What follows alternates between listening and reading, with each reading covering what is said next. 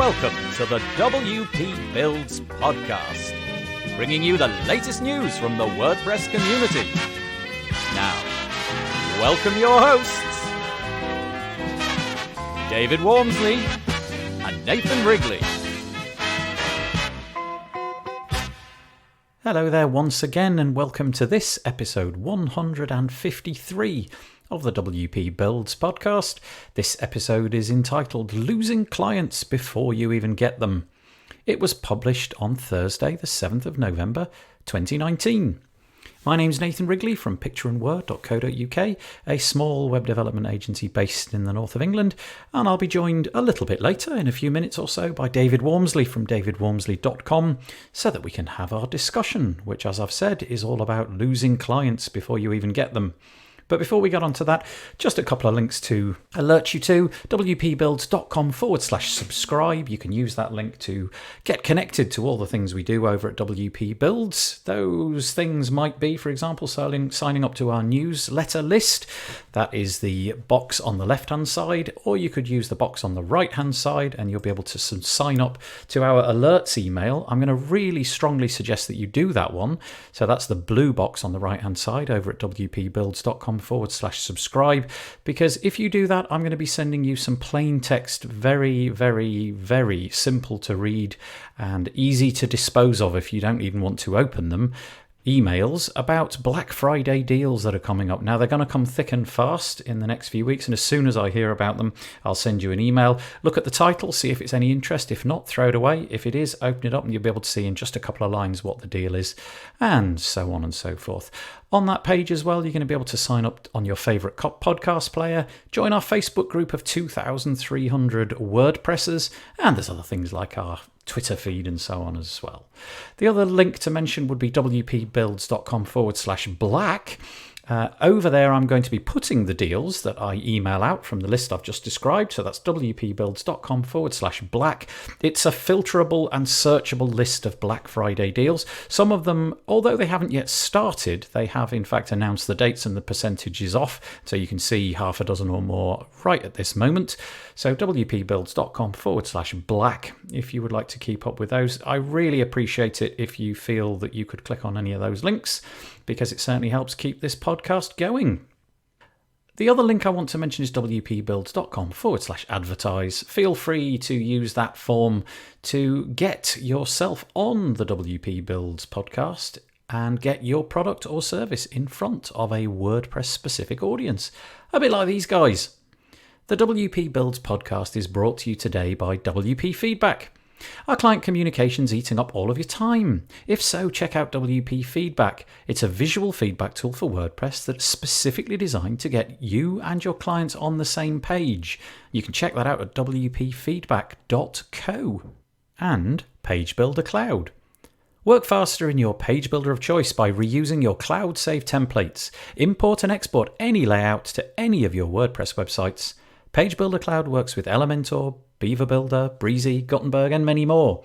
And you can get a free trial up and running today at pagebuildercloud.co. And by Page Builder Framework. Do you use a page builder to create your websites? The Page Builder Framework is a mobile, responsive, and lightning-fast WordPress theme that works with Beaver Builder, Elementor, Breezy, and other page builders. With its endless customization options in the WordPress customizer, it's the perfect fit for you or your agency. Go to wp-pagebuilderframework.com today. And we really do genuinely, honestly thank our sponsors for helping us put on the WP Builds podcast. Okay, let's get stuck into it today, shall we? Our episode is called Losing Clients Before You Even Get Them. We've been running a little mini-series based upon a book by somebody called Bryony Thomas. That book is called Watertight Marketing.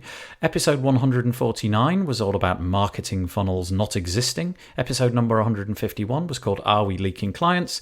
And today's episode is all about losing clients before you even get them. Well, this is about that time when clients may have committed to you. They may even have signed a contract, possibly paid a very small deposit or something like that. But there's this window where they're not quite on board with you, and we don't want clients to be leaving us at that point. So David and I have a chat today about what it is that we do, what it is that we haven't done that Bryony suggests to make sure that we don't leak clients away from us. during this crucial period between the time where you have made first contact and the time where you actually start delivering things. It's a really interesting chat, and I hope you enjoy it. This discussion we're calling Losing Clients Before You Even Get Them. And we're following on from our last discussion, and we're still working to Watertight Marketing by Bryony Thomas, which is a book we've discussed before, but they do stand alone as topics. So in this one, how to explain this, Nathan?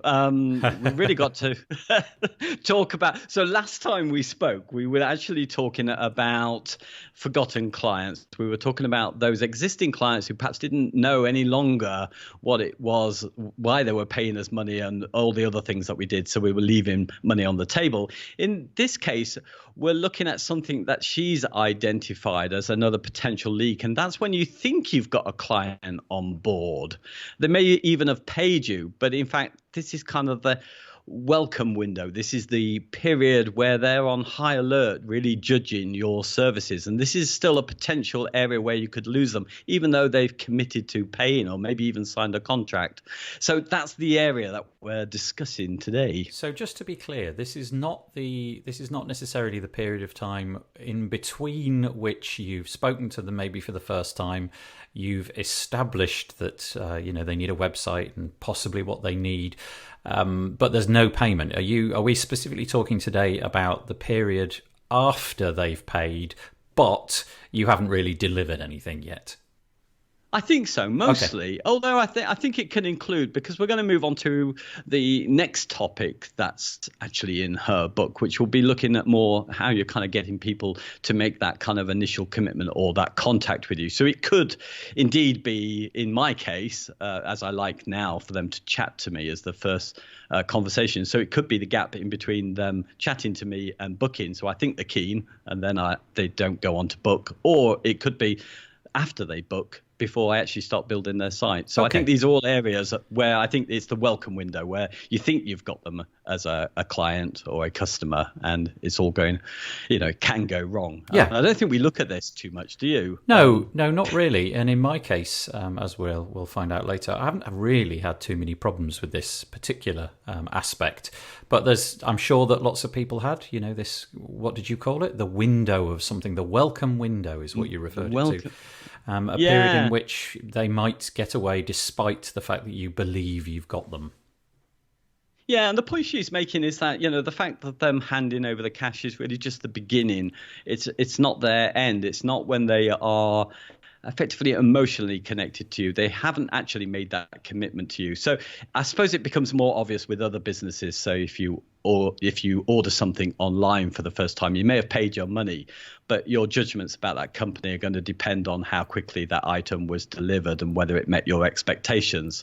And even though that maybe doesn't quite apply to us, because we may have had more conversation and somebody may have even gone as far as a contract, I still think this is probably still relevant. I still think it's the difficult point. And I must admit, until I read a bit from this book, I never really thought about it. I think when somebody appears to have made that commitment, then it's just I'm focused on, well, let's get the practical side of doing the job over. Yeah, I think the difference with, let's say, for example, I don't know, a company online that you're buying a pair of socks from or something like that. You're going to purchase the socks, and the measure of the quality of this company is something like how quickly it comes, what the box looks like, whether it's in good shape when it arrives, and whether they're the right size, the size that you ordered, and all that kind of stuff. So the deliverables are really easy to measure and can be turned around quite quickly. Whereas with a website, the deliverables are really kind of at this point completely in flux. You don't really know what they want because you haven't gone down that process potentially. You haven't figured all that stuff out. And also, it may be many months until something actually is going to be delivered to them. So there's this long period of time where you appear, to all intents and purposes from their point of view, to be doing very little. But you might be really busy, but there's not a lot to show for it sometimes. Yeah, exactly. And I think the classic model, which isn't exactly my model or yours, so we're going to be hopeless at this discussion for sure, but is when you get people signed up to a contract, and then generally, you're placing the responsibility on them to get their content together before you will start the build. And to me, if you're thinking about what this book is saying, it's probably not the best experience then, is it? Because you've given them a really hard task to do, and you maybe just go dead quiet. So their first, if you like, the first experience of your business is just some hard work to do. That's a really good point, because building a website does require a lot of boring content to be handed over, and gathering that content is stupendously uninteresting, whether that's text content or pictures or biographies of people spread throughout your company or whatever it might be. It's not particularly exciting, and yet that is very likely one of the first things that they'll be instructed to do. That allied to the fact that, they might not understand what your process is. They might not get that they've got to share it with Google Drive or some online platform that you've paid for. Yeah, again, it hadn't really occurred to me, but the first task is really boring. I'm just wondering if this is indeed what many people do as their first task, or maybe at this point it's possible to insert something simple, interesting, and something that kind of gets you together on the same page that you can do quickly, turn it around quickly, demonstrate quality in the same way that I described about receiving the socks in a nice box and they're the right size and so on. Is there something that you could do which, although not actually substantively delivering anything to them, might at least make them think, oh, these guys are taking me seriously? Yeah, I think so. It just sounds to me, well, I don't think I would listen too much without thinking about this to what the client's expecting from this, or do much, because I'm, as I said, I'm focused then on the job. And I think I don't do this now, but I used to. And I think it's even worse if you're kind of one of these agencies who like to do it in secret and have this big ta-da moment where you present what you've been working on for the last month, because that's even a longer period. And that's a gap really where they've paid the money, but they haven't really got to experience your business as such. That you haven't, made any kind of connection with them. So I think that's dangerous. She talks in the book. I mean, she's obviously talking about all kinds of businesses. So she talks about. Let me just go and have a little look, because I jotted some of these down. Yeah. So these may not be relevant to us, but she talks about how you could have welcome packs, that you email, so at least they know something's there. That you spoke about this when we talked about this earlier. You ignore these, don't you? I do. Let's say, for example, in the case of my utility company, so I've just changed over my gas and electricity supplier, and they obviously do that. That's clearly a part of their strategy. They send you more or less a duplicate summary of everything that you've agreed on the booking form and you've agreed to in whatever transaction you've gone through. They send you a summary of that. And it's very quick, well, at least in my case, I was very quick to realise there is nothing new here. This is simply, okay, here's what we've promised. Probably some people will file that away as a method of kind of proving in the future that this is what they paid for. But in every case, I'll just chuck it straight in the recycling. Yeah, that's probably the case. I was hardly listening there, actually, because you said doo-doo, and my niece would be sniggering at that. That's the level that we've got to. No, but the thing is, if the whole world is not like me, heaven help us that it would be, presumably a certain amount of people will be deeply impressed. And also, depending on what it is, I mean, the fact is that example I just gave was very uninteresting. The documentation that I get from my utility company is pretty boring, but that could have been turned into anything. It could have been a free small gift. It could have been just like a little postcard saying thanks very much, got to have you on board. It could have been something personally signed. I remember when I joined WP Elevation many years ago, somebody hand wrote a letter to say thanks for joining, and it wasn't a trivial thing. It was like 10, 15 lines long, handwritten, signed at the bottom. And that was so out of the ordinary that I was really impressed and kind of went back to the company and said, wow, thanks for that. That really made a difference. And that probably took a few minutes, but it totally suckered me. And I thought that was really impressive. Another thing that I think you could insert at this point, again, trivially easy to do, would be just like a Buongiorno video. Buongiorno being a SaaS app which caters for this exact moment where somebody is just got on board your platform and you want to sort of say thank you so much, you shoot this quick video, paste it in an email, and you're done. And I think things like that in this day and age where everything is automated, we're trying to make everything as streamlined as possible, reduce the humanity, putting the humanity back strikes people as astonishingly out of the ordinary. And, go back 50 years, it would have been the norm. Now it's not. So it's unusual and makes you feel like warm and fuzzy. Yeah, no, I think there's great value in that. But just interestingly, you say you don't really look at the welcome packs. But if there was nothing do you think that's still better than nothing at all? The fact that you've been welcomed on board effectively. I don't really know. I mean, again, going back to the example of my utility company, there was literally zero value in it. So it went in the bin. And in the end, I just sort of thought, well, that was a waste of the Earth's resources and a tiny fraction of my time. So it didn't, I certainly didn't get any sense of, I'm going to cancel. This is ridiculous. I just got a sense of, well, okay, so a computer system automated that. Somebody put it in an envelope and here it is. There was no value in it, but at least it was a touch point. Somebody had done something, but I feel that could have been done better. I mean, it could be anything, couldn't it? It could be like a phone call. It could be one of these Buongiorno videos. It could be a highly personalised email. It could be 1,000 different things. But I think putting something in the road, and I have to say, I do not do this. I'm not trying to claim that any of this is something, I've got no wisdom on this. I'm just suddenly thinking about it because you brought the subject up for this topic today.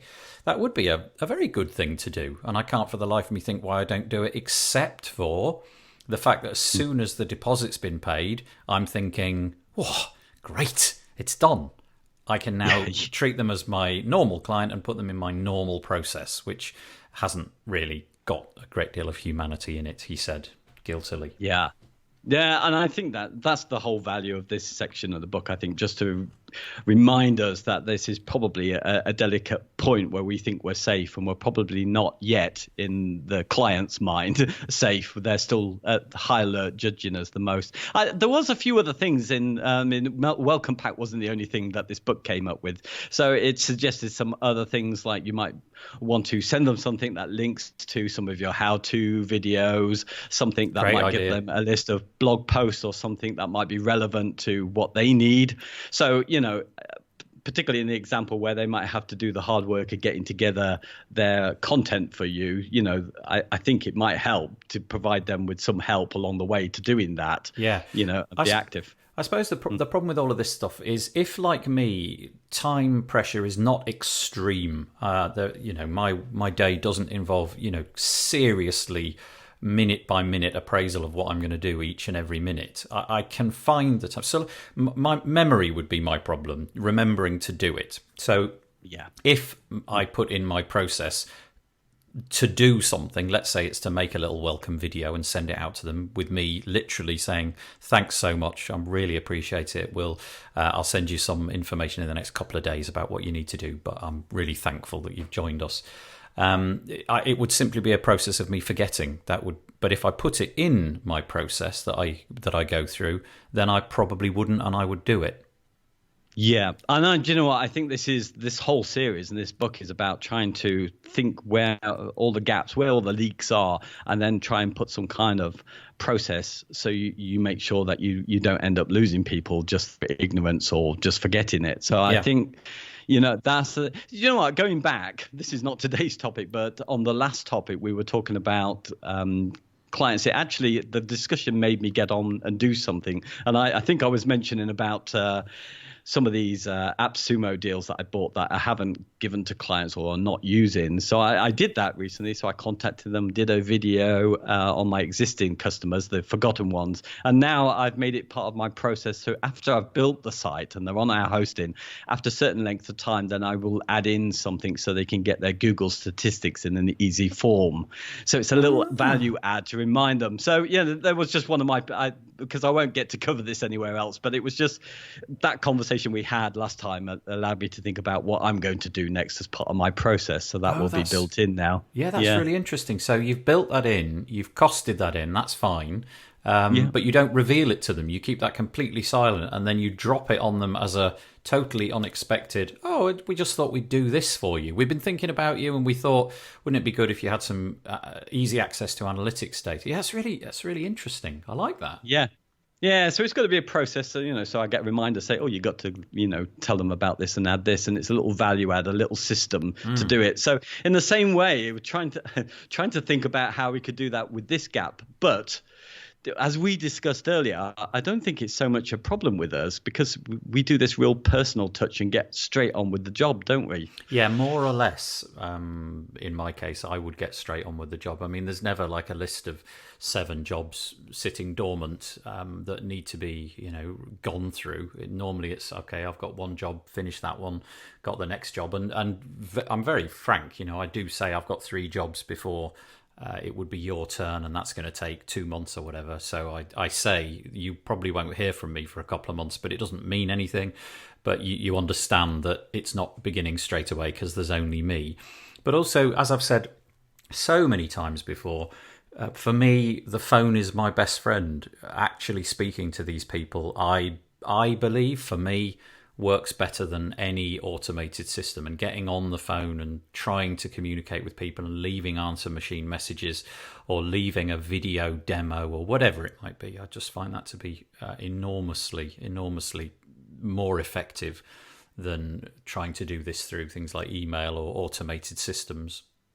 Yeah, but you've not lost. So let's say you've got 3 jobs on, and somebody's having to wait, I don't know, 4, 5 months. Does it ever go that long? Not normally as long as that. It would. I think if for a start, I haven't really had too many problems with this because the websites that I build don't take an extraordinarily large amount of time to go from start to finish. But also, the thing is, I will make it very clear at the beginning, we're going to put you in, I call it the roster. I don't know where I got that word from because I don't use it in any other sphere of my life. But I call it the roster, and I say, I'm going to put you on the roster and you are in 2nd place or 3rd place or whatever. So you'll be 3rd in line.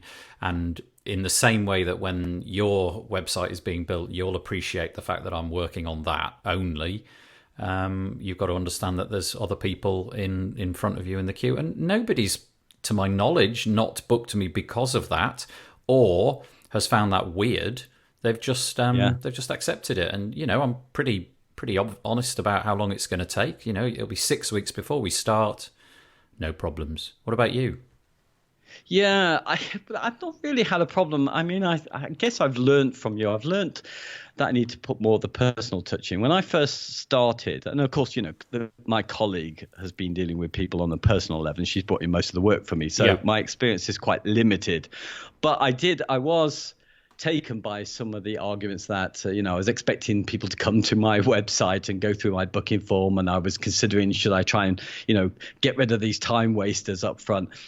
But only recently, and this is really recently, I've decided that I need to get people to come on a chat with me. I don't care if they waste my time. The first communication I want with them is to be a booked online chat where I can see them and I can talk to them. And I've only recently done this, and I think I've lost people. I'm sure I have, even though my colleague has got them in. I've talked people out of a job where I don't think we had any competitor, because I've tried to, if you like, pad out their brief for them. And I've made it too difficult for them in the first place. I've asked them too many complicated questions that they weren't expecting. I suppose the benefit for us both of getting them on the call, because I do exactly the same thing. If I get somebody filling out my form, one of the first things I say is, can we just have a 10-minute chat? Now, that works for me. I've always been comfortable talking to strangers. I'm fairly decent at it. Clearly I'm not the best, but I can talk to a stranger and I can engage in the sense that I can strike up rapport, I think, fairly quickly. And if I don't sense that, I can also sense that, well, maybe this isn't going to work out anyway. But my ability to have a conversation with a stranger makes that possible, but clearly that's not going to work for everybody. But I'm sure it would work for you. When you have in the future start to have more and more of these conversations, half an hour is nothing, I don't think, to put into a conversation right at the beginning, just to establish if you're a good fit. Yeah, exactly. I think that personality counts for so much. If you can get a chat, I don't know why I was so slow really to do this. I guess I wanted to work out what it was so I could give them what I thought they wanted, which is really a cost for their job. And really, I've completely turned this around by breaking everything into small components where I said, let's just get started, shall we? Because we'll work it out as we go along. Because, booking one build day with me isn't going to break the bank, and we could probably achieve everything. So I've very much moved to, let me get before them so they can see who I am. And yeah, we are lucky because we've now, put ourselves out there. So we're kind of aware of how we come across. Yeah, I suppose that's people. true. Yeah, and we've talked a lot in. Well, this is hardly public, but the fact is we have spent a lot of time talking over the last few years just to do this podcast, and kind of thought a lot about these processes out loud, in the same way that if you're just doing this by yourself in your own head or scribbling it down on paper, it may not have percolated through. So yeah, you're right. We are very lucky in that sense. I hadn't really thought about that before, about how the process of making this podcast and talking about all these things has probably cemented in my head the things that I wish to do and the things that I don't wish to do. Yeah, good point. Yeah. I wonder how, somebody, well, certainly when I was younger, I wouldn't have the confidence to get on a call with just about anybody like I do now. These days, it's because I'm so old and I don't care any longer. My ego is entirely gone. Humor's there and it will save me in all situations. But the younger me, I don't know how I would have dealt with this. Yeah, I absolutely concur. The younger me wouldn't have done very well with this at all. I've just become better at talking, and that's obviously something which comes with time. I'm sure that some people at the age of 15 are replete with the ability to talk, whereas others at the age of 50 will be struggle to talk out loud to a stranger. They won't know what they want to say. I suppose if you have like a little bullet pointed list, for me, I just go into it completely cold. I literally have nothing pre-prepared or anything. I just get on the phone and start talking. I do like what you just said just then about you're very clear on what your proposition is. By the end of that conversation, in an ideal world, you'll have explained to them that we can achieve most of what you want to do in a day. That's what our business does. Let's just go for it. And you're right, a day's money, the amount that you're going to charge for that day is not necessarily enough for them to go, no way. I think that's a really ingenious way of doing it. And I think you could probably, in half an hour, persuade very, very a significant amount of those people. Let's hope so anyway. Yeah, I think it does seem to work now. Once I'm in, I've got to go after a lot more customers recently. But since I've got my systems in place, I do think, and we'll find out as we carry on having these discussions, but I do think it's the best it can be now with the personal chat, the low cost investment just to get started, and we'll work it out, and the quick start.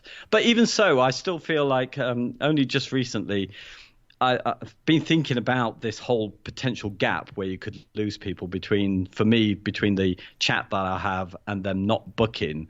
So I've tried to build into a process there an email which will be a recap of probably the stuff that I'll end up covering, because they'll just want to know how it works and costings and just how we set things up. But also a little kind of, and maybe this is a bad idea, pros and cons of working with us, which gives me the opportunity to sell some of the benefits of us, which I wouldn't be able to do so easily on the call. Yeah. But also to point out not negatives about us as such, but just some of our limitations, like the fact that we're not next to them. We're not going to come in and have a meeting with them because we remote workers, and that, so they need to know about that in advance. That's interesting that you would point out some of the drawbacks of working with you in that initial email. That's very brave. I don't think I would do that. I'd only focus on the positives, I think. But if you're fearful that they might have expectations which simply are unmanageable with the systems that you're going to be deploying, well, fair enough. That might be worth pointing out. Yeah, intriguing. it might be a mistake entirely. But actually, there are a few things. And maybe this is, again, what we tend to do, put our own anxieties onto our clients, don't we? So when we've had an issue with a client, then we kind of project them on all clients in the future. Yeah. So maybe I'm doing that because there are a couple of other negatives that I would put in about, just be aware that if we want to, if you want us to work with other people, that we need to know that we're working to one person, that there is a project manager. So maybe putting that kind of thing is too much of a negative.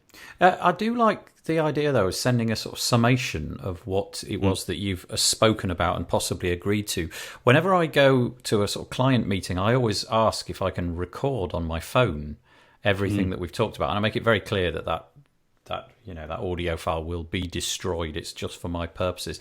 And then I come back to the office and I'm scribbling notes at the same time. So I've got a paper version, and I would say in 90% of the cases I never listen to that audio ever because my notes are good enough. But occasionally I'll have stopped taking notes for some reason or other, or want a bit of clarity on what was said, and so I'll go back and whiz through the audio, clarify it, get their wording exactly what it was that they said, the right verb at the right time and the right noun, because some part of their process might include acronyms and things like that. And then I'll send that back. I don't know how effective that is, but it is something that I've done many, many times before. I don't do it all the time, based upon the feeling I've got. If I've come off the phone call or the meeting and I'm really buoyant, boy, we really hit it off. We were giggling, and by the end of it, I probably feel it's a bit much. Not bother. But if I'm in my normal process, I would send something very quickly. Here's what we agreed. Shall we get on with it? Something like that. I've not recorded any of my chats. I've often wondered about whether I should or shouldn't. I mean, I probably need to. If they say do again, I'll be distracted for about 5 minutes. But I mean, what's to lose if you offer the question and say, we've got this half an hour slot, I really want to make the most of it, and so memory being what it is, I'll probably forget a proportion of it. How about I record it? Is that okay? And I don't think anybody said no. I can't remember anybody saying no. So I do that. It's not for everybody, I'm sure. I think we've probably got distracted, haven't we? Because we're supposed to be just thinking about, how in this welcome window, what things we can, when we haven't really come up with too much, have we? Well, I do think I thought that was a good suggestion, the summation of what it is that you've agreed. You mentioned before we did this call that something that Paul Lacey had inspired you with. A really kind of, just a quirky thing to do, which I think is really effective, just because it's so out of the ordinary. Yeah, so he's got on his site a funnel, and I was just intrigued, so I joined it. But I don't know if I got the email, all the emails that are supposed to be in that funnel. But he certainly told me that one of them, just once they've inquired initially, he sends something out which is to the effect of, I was just thinking about you and came across this article. And of course, it could apply to anybody who wanted a website, but it just sounded, and I just love the terminology, it just sounded like you were doing something for that person. And I thought that's really great. Yeah, so that, I mean, God forbid you automate that, but of course you could. But he does. Dear merge tag, comma, I was just thinking about you and your merge tag website, so it goes. But it's nice. The language is really effective. I was just thinking of you and some generic article about such and such a thing. I probably personally wouldn't send that as an automated sequence. I would probably decide to do that differently and have a bunch of articles ready, pick the one that I thought was best suited. In other words, what I'm saying is I have never done that. But I think it's a cracking idea. But I personally would do it I would probably handwrite that email, I think. Or send them a video, because I'm so much into sending these little videos nowadays. Yeah, I think that's the thing. But it's a process, isn't it? I don't think it matters how you deliver. It's just that you know that you need to fill in that gap. I mean, also in the book, she does talk about other things, and obviously thinking about lots of different types of businesses, but where there might be something set up that the team manager that you have makes a personal call to their manager after a certain point, and that's set up. So it sounds to me like you don't need to do this at all because you've not had an issue. But I certainly, it's just making me think a little bit about where the gaps are and where, what I could have on standby. It'd be really interesting, actually, because you and I, especially when we're trying to think of things to do in this regard, it would be very interesting if we post this in the Facebook group. It would be fascinating to see what people do, because I bet they've all got loads of little, I send them a pen or that was a terrible example. Why did I say pen? Some little trinket, some little free giveaway, a mug with our logo on it that can sit on their desk, or like I said, a video, or I send them something that I know is of value to them. I send them a bottle of wine, or so, I don't know. There's probably 1,000 different things, but we're just trying to make that impression, aren't we? We're trying to create the impression of professionalism and friendliness in my case, and I kind of feel that by showing up to their office, by talking to them, by having a laugh with them, by being on the phone with them, I kind of feel I've done enough. So I probably don't need too much of this. And also, you're quite, the same as when we talk before we record these, I often get a little snippet of your personal life, which makes me feel a lot closer to you. And you were talking to me about some conversations that you had, and you do that to them as well. And I think that's kind of endearing. Yeah, I open yourself up. I genuinely end up finding out quite a lot about my clients' personal lives. I've told you this 1,000 times before about the fact that I ask to deal with one person, so I'm pretty thorough on that rule, and that person can change from time to time, but nevertheless, it always ends up being one person. That's just how it is. And get to know about them, and little things just drop into conversation, and I can't help myself. So, client the other day, I was talking about something, and she just accidentally dropped in that her husband is a plumber, and that was it. I was off. Oh, plumbing, we're having a bit of plumbing work done, and if work is delayed because I've had a bit of a family crisis, like, I don't know, one of my children has had an accident, I've had to spend time off work with them while they're off school or something, I will just say it as it is. I'm not going to try and cover it up. Just say, look, I'm really sorry. Everything's got put back about 5 or 6 days because essentially my laptop's been shot because my son has injured himself. Something along those. Never had any negative comeback. Not once.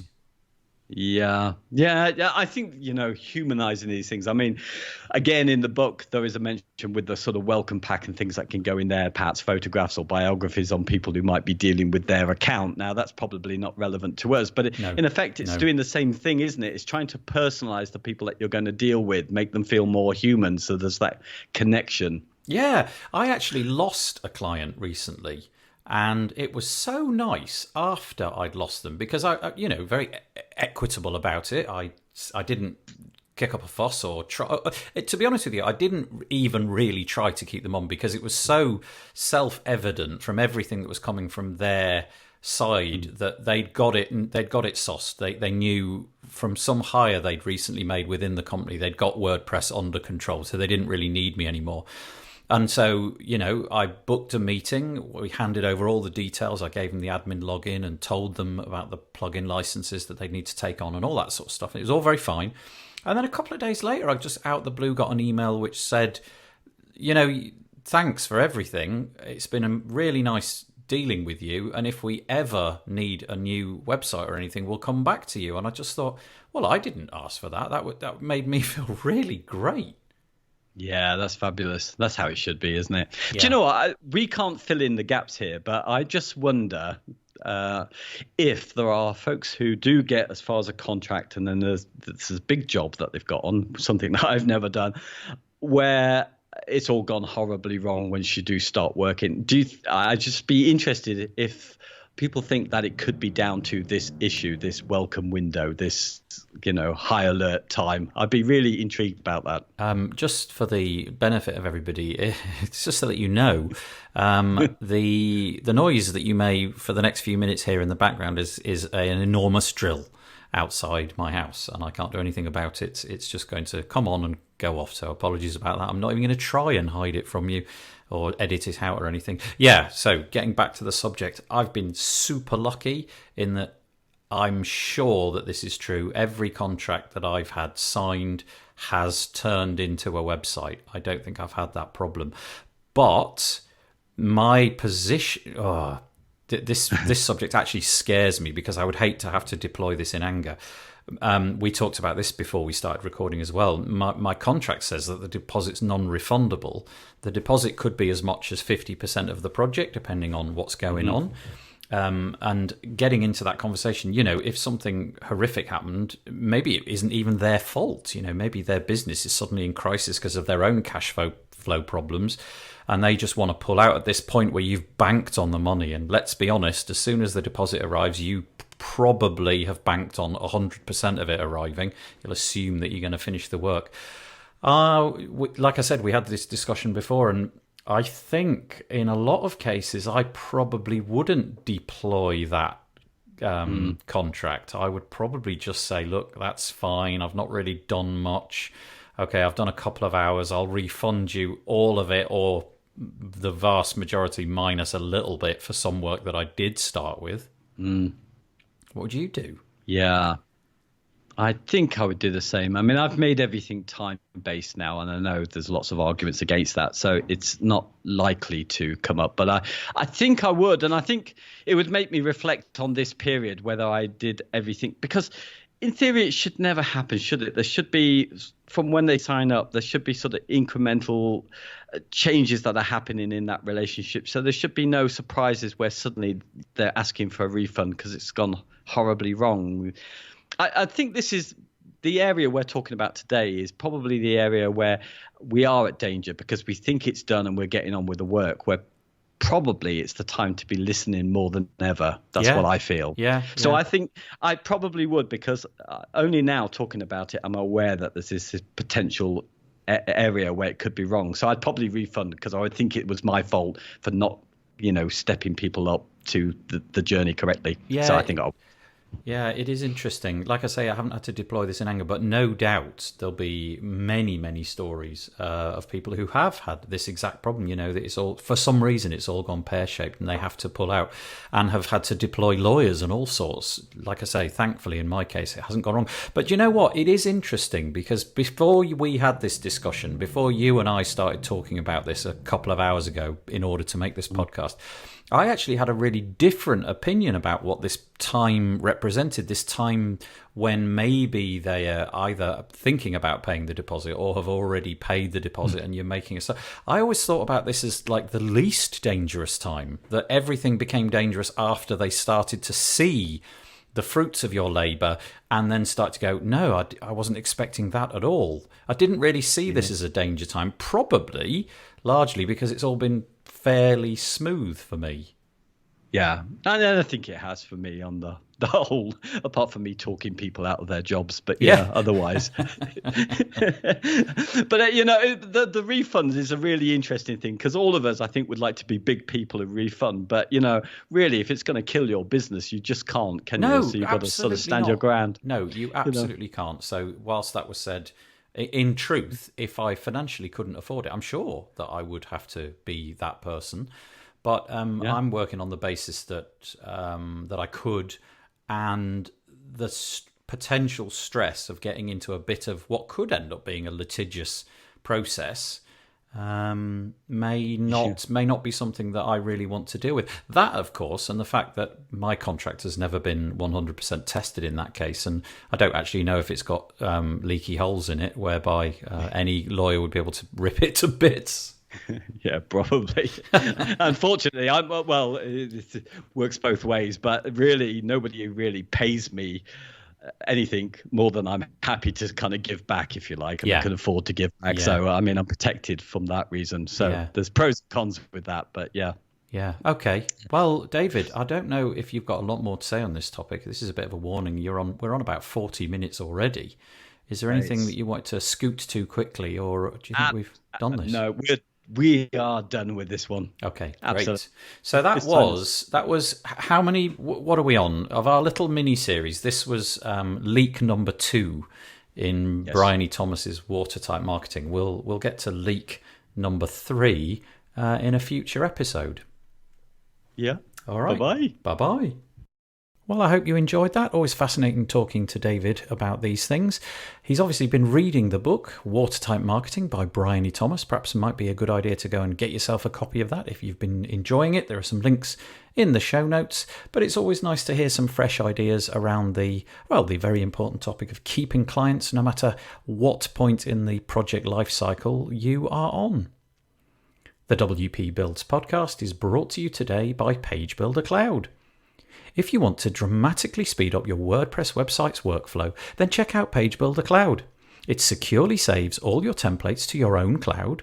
You can then reuse them on any other website in seconds. Page Builder Cloud works with Elementor, Beaver Builder, Breezy, Gutenberg, and many more. But it's not just for page builders. You can save your contact forms and ACF layouts too. Get a free trial today at pagebuildercloud.com. And WP and Up. 1 in 4 of us will be directly affected by mental health-related illness. WP and Up supports and promotes positive mental health within the WordPress community. This is achieved through mentorship, events, training, and counselling. So, please help enable WP and Up by visiting wpandup.org/give. Okay, I always sign these episodes off with a similar bit of information, and it is to say we'll be back next Thursday for a podcast episode. Likely it'll be an interview this time, but we're also back on Monday, very early in the morning UK time. I release the WordPress Weekly News, a summation of all the news from the last week in WordPress, and then at 2 p.m. UK time, join us at wpbuilds.com/live so that you can comment on our live newsfeed. Me and some special WordPress guests will be chatting through the WordPress news from the previous week. And don't forget, if you go to wpbuilds.com/black, you'll be able to keep up with all of the latest and greatest deals coming in the WordPress space in the run-up to Black Friday. Okay, that's all I've got for you for now. I am now going to present what I think is the most cheesy music thus far. I would seriously advise closing your ears at this point. Bye-bye for now.